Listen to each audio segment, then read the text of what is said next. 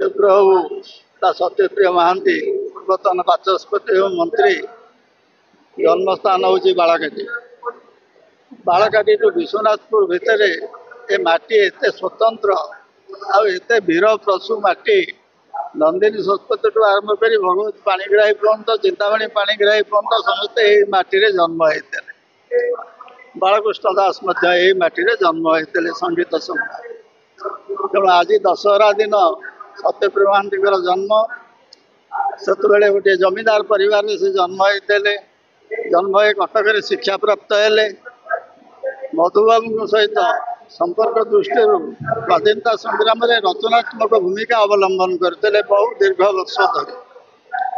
तापर वकिल हेले वकिल एडवोकेट हवा पर मधुबाबू संगे रहिले स्वतंत्र भाव में पुरी कोर्ट एडवोकेट हेले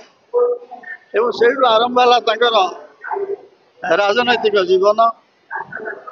डिस्ट्रिक्ट बोर्ड चेयरमैन भाव में डिस्ट्रिक्ट बोर्ड चेयरमैन रू एमएलए हेले मंत्री हेले बहुत दिन धरी जो भुवनेश्वर स्वतंत्र कन्स्टिट्युएंसी नाला जटणी तेणु जटणी से बारंबार निर्वाचित होती। गोटे कथा महात्मा गांधी आदर्श नीति एवं क्रिया प्रणाली से बहुत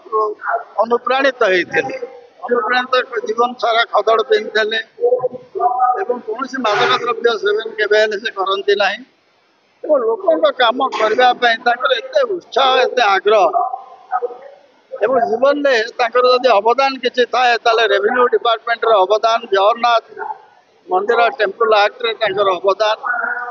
लॉ रिविजन कमिटी चेयरमैन भाव में अनेक आईन को तर्जमा कर बदल निज लोक जी आउला घर कहीं खाई न खाई फेरु नी से प्राय सब नेता घर ये अवस्था थाए जे कर्मी आसू जे कम उद्देश्य आसू खाइबा को पड़ो भात डालमा खटा खाई जाऊे। आज ये पूज्य पूजा अवसर में आपण मैंने जो मैंने ये प्राकृतिक विपर्यय को खातिर न कर आसी पहुंचते मुझे आपण प्रथम धन्यवाद दवाई चाहे मीडिया पर्सनाल्स मान इलेक्ट्रोनिक मीडिया पर्सनाल आपण बर्तमान प्रकृत केवल राजनीति नुहे गणतंत्र पंचम स्तंभ कहले अत्युक्ति हम ना। पुणी थे आपण मानक धन्यवाद जनाऊे आशा करुच्चे सत्यप्रिय महांती गुण उत्तर पीढ़ी ग्रहण करेंगे से दिगरे निजक उत्सर्ग करेंगे जनसेवा। धन्यवाद। आज आज जो पवित्र दिन आज महात्मा गांधी जन्मदिन तत्संगे संगे आम जहाँकर आम समस्त ये एकत्रित होइछे सत्यप्रिय महांती जे कि पूर्वतन बाचस्पति और मंत्री थिले जो दुई जनकर व्यक्ति दुई जन जाक महान व्यक्ति दुई जनक ना एका सांगे पड़ ना गोटे तिथि रे दुई जनकर जन्मदिन तेणु ये एक अपूर्व प्रतिवर्ष